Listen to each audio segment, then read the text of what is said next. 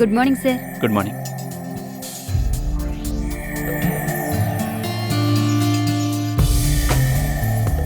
శృతి, ఇవాళ ఈవినింగ్ నువ్వు ఫ్రీయేనా? ఎందుకు సార్? నువ్వు ఫ్రీ అయితే నాతో పాటు ఇవాళ ఈవినింగ్ హోటల్ గ్రాండ్లో జరగబోయే డెలిగేట్స్ మీటింగ్కి రావాలి. నా సెక్రటరీగా I need your presence. Okay sir. Office hours తర్వాత ఇక్కడే ఉండిపోనా సార్? నో, డెలిగేట్స్ వచ్చేది సాయంత్రం 6 తర్వాతే. సో నువ్వు ఎర్లీగా ఇంటికి వెళ్ళిపోయి ఫ్రెష్ అప్ అయ్యి రెడీగా షార్ప్ 5:30 కల్లా మా ఇంటికి వచ్చాయి. ఈలోగా కొన్ని ముఖ్యమైన పనులు చూసుకొని నేను వస్తాను. రాగానే మా ఇంటి నుంచే ఇద్దరం కలిసి బయలుదేరదాం. Okay? Okay sir. By the way, తిరిగి వెళ్ళేటప్పటికి కొంచెం లేట్ కావచ్చు. మీ ఇంట్లో వాళ్ళతో చెప్పిరా. అలాగే సార్.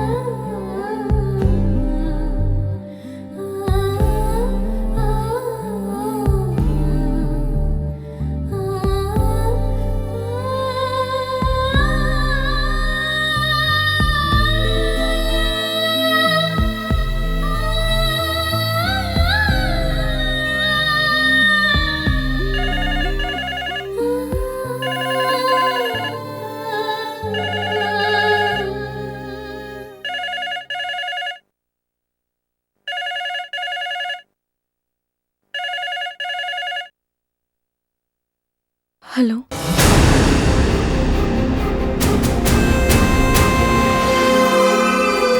హలో, ఎవరు? ఎవరేది? ఎవరు? ఒకప్పుడు నా ఊపిరి సవ్వడిని బట్టి గుర్తుపట్టగలను అనేదానివి మర్చిపోయావా? మీరా? ఓ, పర్వాలేదే, ఇప్పటికైనా గుర్తుపట్టే.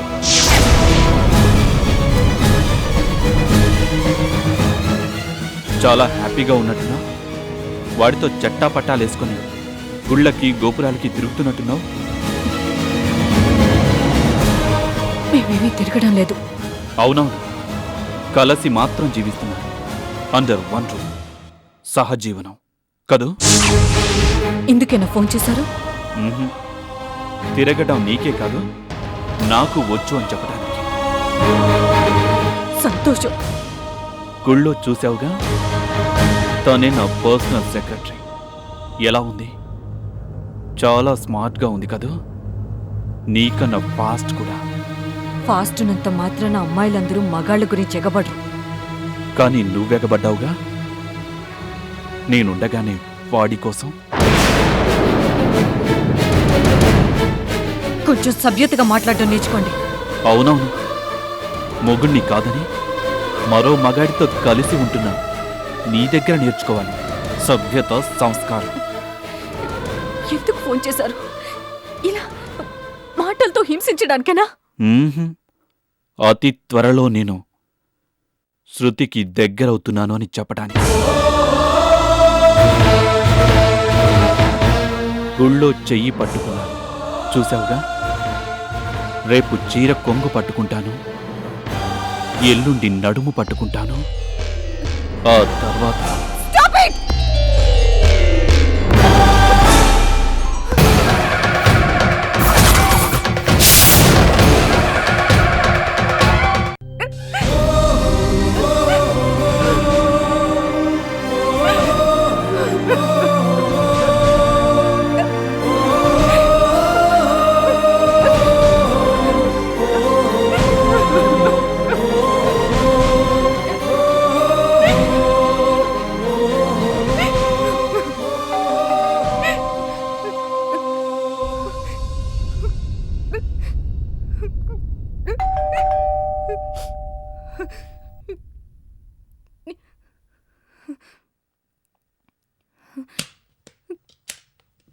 వదినా రా అర్జున్.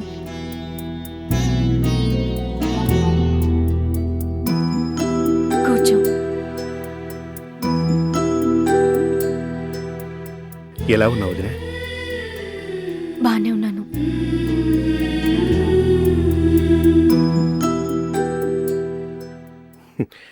వదినా, అద్దం అబద్ధం చెప్పదు అంటారు. నీ కళ్ళు కూడా. అబ్బే అదేం లేదు, కొంచెం వేడి చేసి. ఇక్కడ నిన్ను అక్కడ అన్నయ్యని చూస్తూ కూడా ఇలా నిస్సహాయంగా ఉండిపోవలసి రావటం నాకు చాలా బాధగా ఉంది వదినా. ఇన్నాళ్ళైనా అన్నయ్యలో కొంచెం కూడా మార్పు రాలేదంటే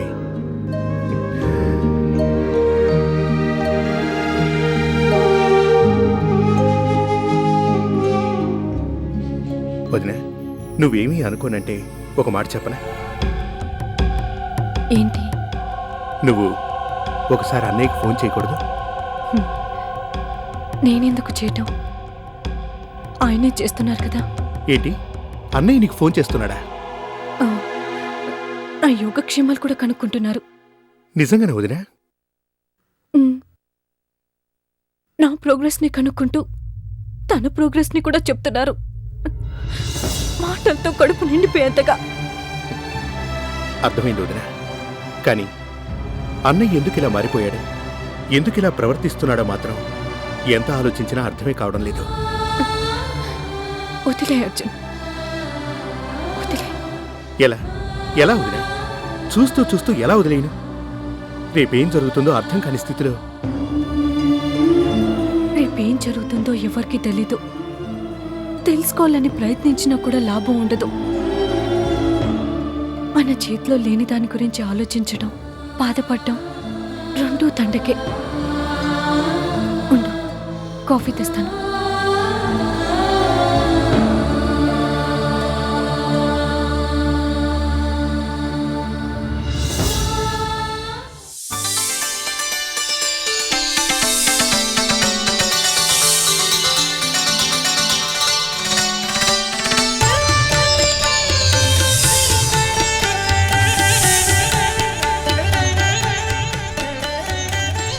పిన్ని,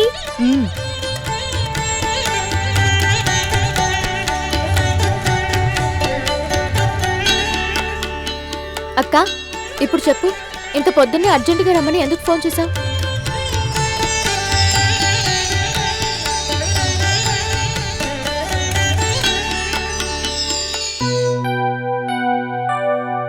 అడిగేది నిన్నే అక్క.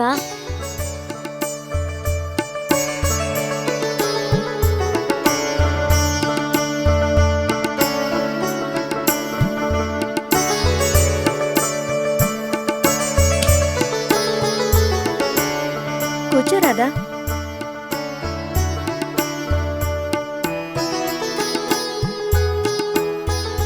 ఇవాళ శుక్రవారం కదా, చక్కెర పొంగల్ చేశాను.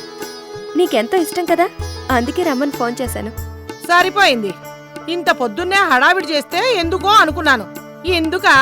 బాగుందమ్మా, చాలా బాగుంది. చక్కెర పొంగలి చాలా బాగుందక్క. బాగుండకేం చేస్తుంది? ఇంత నెయ్యి పోసి ఇన్ని జీడిపప్పులు ఇన్ని కిస్మిస్లు తగిలిస్తే ఏ స్వీట్ అయినా బాగానే ఉంటుంది. ఫ్రీగా వండి వడ్డిచ్చేవాళ్ళుంటే. దేని రుచైనా అందులో వేసే దినుసుల్ని బట్టి ఉండదు, ప్రేమగా పెట్టేవాళ్ళ మనసుల్లో ఉంటుంది. కరెక్ట్గా చెప్పావు రాదా. ఈ అక్క మనసు తెలిసిందానిగా, నాలో ఉన్న కోరికను అర్థం చేసుకుంటావని, తప్పకుండా తీరుస్తావని ఆశతోనే నిన్ను అర్జెంటుగా రమ్మని ఫోన్ చేశాను. కోరిక ఏంటక్క అది? అడిగాక కాదనవు కదా. అక్క, నువ్వు నోరు తెరిచి అడిగితే నీకోసం ఏదైనా ఇస్తాను, నా ప్రాణాన్ని కూడా. బాగుందమ్మా, చాలా బాగుంది. నువ్వు భక్తురాలుగా కోరికలు తీర్చమనడం, ఆవిడగారు ఒక దేవతామూర్తిలాగా వరాలు ఇస్తాననడం. ఇంతకీ ఏంటంట ఆ కోరిక?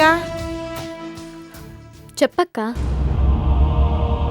రాధా, ఏ దేవతకైనా నైవేద్యం పెట్టి నోరు తీపి చేసి ఆ తర్వాతే మనసులో కోరికని చెప్పుకోవాలి అంటారు.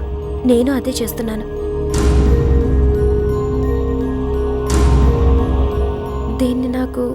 దీన్ని నాకు ఇచ్చేస్తావా?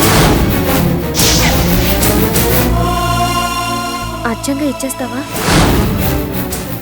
దీన్ని, నీ టెడ్డీని నా బిడ్డగా దత్తత చేసుకోవాలనుంది, నా సొంతం చేసుకోవాలనుంది. చెప్పు రాధా, ఇచ్చేస్తావా? నీ బిడ్డని నా బిడ్డగా అచ్చంగా ఇచ్చేస్తావా? అయ్యో అయ్యో అయ్యో అయ్యో, ఏమిటే ఏం మాట్లాడుతున్నావు? దాని బిడ్డను నువ్వు దత్తత చేసుకుంటావా? కోరిక కోరినా అంటే ఇంకా ఏమిటో అనుకున్నాను. చివరికి ఇదే కర్మ. పిన్ని, చెప్పు రాధా. నేను కోరుతుంది కోరరాని కోరికే అని తెలుసు, నాది అత్యాశ అని తెలుసు. కాని తెలుసు కూడా దీని మీద ప్రేమని, మమకారాన్ని చంపుకోలేక అడుగుతున్నాను. చెప్పు రాధా. నువ్వు అనే ఒక్క అక్షరం ఇక జీవితంలో మళ్ళీ తల్లిని కాగలిగే అదృష్టం లేని నన్ను అమ్మని చేస్తుంది. ఊహు అనే 2 అక్షరాలే నీ జవాబైతే అమ్మ అని పిలిపించుకునే అదృష్టం ఇక నాకు ఈ జన్మకు లేదు అని నాకు అర్థమవుతుంది. చెప్పు రాధా. ఊ అంటావో ఊహో అంటావో నీ ఇష్టం. రాధా, హ్యారీ ఏదో ఎమోషనల్గా అడిగింది కదా అని నువ్వు ఎమోషనల్గా ఫీల్ అయ్యి సమాధానం చెప్పాల్సిన అవసరం లేదు. బాగా ఆలోచించే నిర్ణయం తీసుకో. ఏమిటే ఎవరిష్టం వచ్చినట్టు వాళ్ళు నిర్ణయాలు తీసేసుకోవడమేనా? దత్తత తీసుకోవడం అంటే ఆషామాషి వ్యవహారం కాదు, బొమ్మలాట అంతకన్నా కాదు. 3 తరాల వంశచరిత్ర చూడాలి. కులం, గోత్రం, ఊరు, పేరు, జాతి, నీతి, మతం, అమ్మ, అబ్బ, అబ్బో 1.25 లక్ష చూడాలి. పిన్ని, అవేం చూడాల్సిన అవసరం లేదు. రాధ నాకు పరాయిది కాదు. రాధ నీకు పరాయిది కాదు, అల్లుడికి పరాయిది కాదు. ఎటొచ్చి బిడ్డ తండ్రే ఎవరు అని. మూటలు మోసేవాడా, పీకలు కోసేవాడా, జేబులు కత్తిరించేవాడా, జైల్లో ఉండొచ్చినోడా, కాళ్ళు చేతులు సక్రమంగా ఉన్నవాడా, కుష్టు, బొల్లి అలాంటి ముచ్చు జబ్బులు ఉన్నవాడా? అత్తయ్య, అత్తయ్యని కాబట్టే ఆలోచించి చెప్తున్నాను బాబు. ఎవరి బిడ్డనైనా దత్తత చేసుకునేటప్పుడు ఇలాంటి విషయాలు బోలెడని చూడాలి. అవసరం లేదు, ఏమి చూడాల్సిన అవసరం లేదు. ఈ బిడ్డ రాధ బిడ్డ, ఈ నిజం ఒక్కటి చాలు నాకు. చాలదు. దత్తత చేసుకోవాలి అంటే తల్లి ఎవరో మాత్రం తెలిస్తే చాలదు, రక్తం పంచిన తండ్రి కూడా తప్పకుండా తెలియాలి. ఎవరైనా కాని, అతను ఎవరైనా కాని నాకు అనవసరం. పిన్ని, ఇక ఈ విషయంలో నువ్వు మాట్లాడుకో. చెప్పు రాధా. దీని ముఖంలో నాకు దూరమైన నా టెడ్డీ కనిపిస్తుంది. ఇవ్వవా? ఇవ్వలేవా? అక్క, నువ్వు అడిగితే నా ప్రాణాలైనా ఇస్తానన్నదాన్ని. నీకోసం నా ప్రాణం లాంటి బిడ్డనివ్వలేనా? ఇస్తాను, తప్పకుండా ఇస్తాను. రాధా, నిజంగానా? నిజంగానా? మళ్ళీ మనసు మార్చుకోగా? మార్చుకోను. ఇది నా కడుపున పుట్టిన ఇక నీ బిడ్డే, మీ బిడ్డే. ఏమండి, రాధ ఒప్పుకుందండి. దీన్ని, టెడ్డీని అచ్చంగా మనకి ఇచ్చేస్తానందండి. రాధా, నిజంగా నువ్వెంత మంచిదానివి. ఏమండి, వెంటనే మంచి ముహూర్తం చూసి టెడ్డీని మనం దత్తత చేసుకుందాం, సరేనా? అబ్బా, మాట్లాడరేంటండి? సరే అనండి.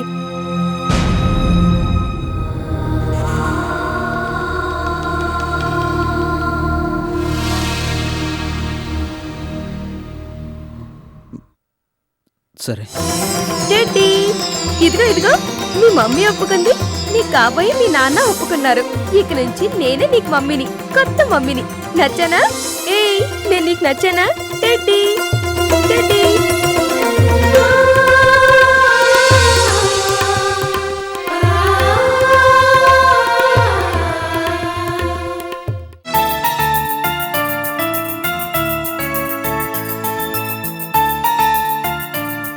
ఏంటో ఈ ఇంట్లో బొత్తిగానది పని మనిషి బతికైపోయింది. రోజు వండి పెట్టడం, అడ్డమైన చాకరీ చేయడం నా కర్మ. టింగు టింగుమంటూ ఈ కాలింగ్ బెల్ ఒకటి. ఛ!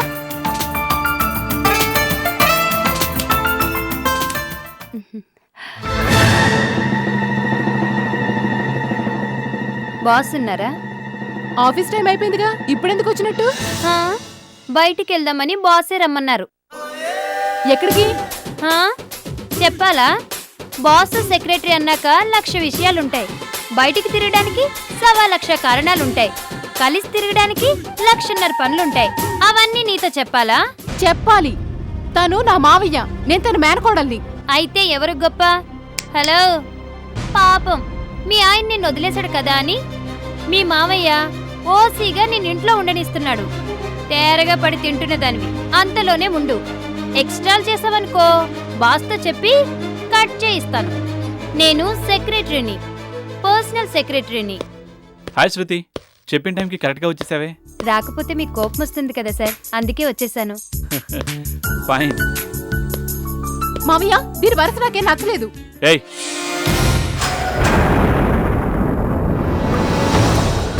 కావేరి, కాస్త మర్యాదగా మాట్లాడటం నేర్చుకో. అన్కల్చర్డ్గా బిహేవ్ చేయి.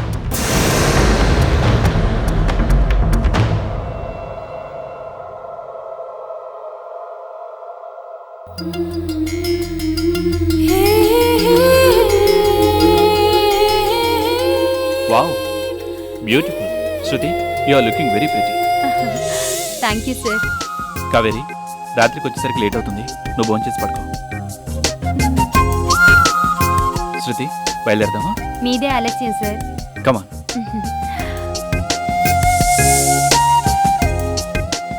మీదే ఆలస్యం బాసట, మీదే ఆలస్యం. మీద పడిపోతూ ఇలా తిప్పుకుంటూ వెళ్తుందో చూడు. పర్సనల్ సెక్రటరీ అట, కలిసి తిరగడానికి 1,50,000 పనులు ఉంటాయంట.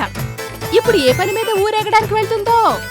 మా మావయ్య ఒంటరిగా ఉన్నాడు కదా అని వలవేయడానికి ప్రయత్నిస్తుంది నంగనాచి.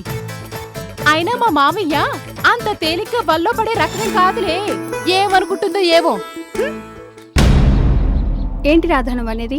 పాపని మీ అక్కకి దత్తతిస్తున్నావా? మతుండే మాట్లాడుతున్నావా? మాలతి, అన్నీ ఆలోచించాకే ఈ నిర్ణయానికి వచ్చాను. రాధా, తొందరపడకు. నీకంటూ మిగుల్చుకోగలిగింది పాప ఒక్కదాన్నే. ఇప్పుడు దాన్ని కూడా దూరం చేసుకుంటే ఇక నీకేం మిగిలినట్టు?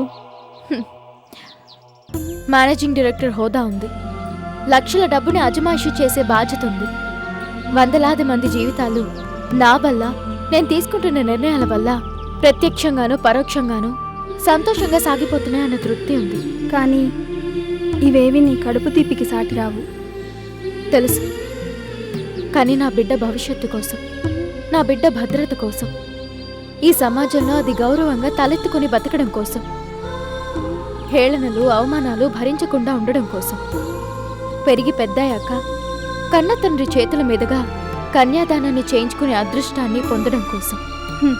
పాప భవిష్యత్తు కోసం నీ వర్తమానాన్ని బలి చేస్తున్నాను అంటావు, అంతేనా? కాదు, రేపటి ఆశల కోసం ఇవాళే రాజీ పడుతున్నానంటున్నాను. రాధా, అవును మాలతి, నేను ఆయన భార్యని అని చెప్పుకునే అదృష్టం ఈ జన్మకెలాగో లేదు. ఎందుకు లేదు రాధా? కిషోర్ గారు 10 మంది ముందు నీ మెల్లో తాళి కట్టారు. నీ బిడ్డని తన బిడ్డ అని ఒప్పుకున్నారు. రెండు నిజమే, కానీ దేన్ని నేను అక్కకు చెప్పలేను. చెప్పి అక్క మనసులో అలజడిని ఆందోళనని సృష్టించలేను. ఈ నిజం తెలిసి తట్టుకోలేక అక్క మళ్ళీ పిచ్చిదైపోతే చూసి భరించలేను. అందుకే మాలతి, నా కడుపు తీపిని కడుపులోనే దాచుకోవాలనుకుంటున్నాను. పాప మీద నా గుండెల్లో ఉప్పొంగే ప్రేమని గొంతు దాటకుండా కట్టడి చేయాలని నిర్ణయించుకున్నాను. రాధా, తాళిబంధాన్ని తెంచేసుకోవచ్చు, కానీ పేగుబంధాన్ని తెంచుకోవడం అసాధ్యం అంటారు. ఒకసారి నీ బిడ్డని మీ అక్కకిచ్చేస్తే, మళ్ళీ నీకు కావాలనిపిస్తే, మమకారం కన్నీళ్లు కురిపిస్తే అప్పుడేం చేస్తావు? మాలతి, ప్రతి అడుగులోనూ ఎదురు దెబ్బలు తింటూ, ప్రతి ఓటమిలోనూ నా భుజాన్ని నేనే చర్చుకొని, నాకు నేనే ధైర్యాన్ని చెప్పుకుంటూ, నా కన్నీళ్లను నేనే తుడిచేసుకుంటూ గమ్యమే తెలియని ప్రయాణాన్ని సాగిస్తున్న దాన్ని, ఒకసారి ఇది నాది కాదు అనుకున్న దాన్ని, కల్లా కూడా ఆశించిన దాన్ని, నా బిడ్డకి కేర్ ఆఫ్ అడ్రస్ కల్పించడం కోసం చివరికి నేనే అడ్రస్ లేకుండా పోవాల్సి వచ్చినా దిగులు పడను, బాధపడను. రాధా, నువ్వు చేస్తోంది త్యాగం అనుకోనా, దానం అనుకోనా? స్వార్థం అనుకో, అందమైన స్వార్థం అనుకో. బతకవే, నీకు నచ్చినట్టే బతుకు. ఎవరితో పడితే వాడితో తిరిగి ఏ కడుపో తెచ్చుకో. రాధా ప్లీజ్, దత్త స్వీకారానికి ఇంకా 24 గంటలు మాత్రమే మిగిలింది. ఇప్పటికైనా మించిపోయింది ఏం లేదు. ఇప్పుడు నువ్వు తొందరపడితే ఆ తర్వాత జీవితాంతం బాధపడాల్సి వస్తుంది.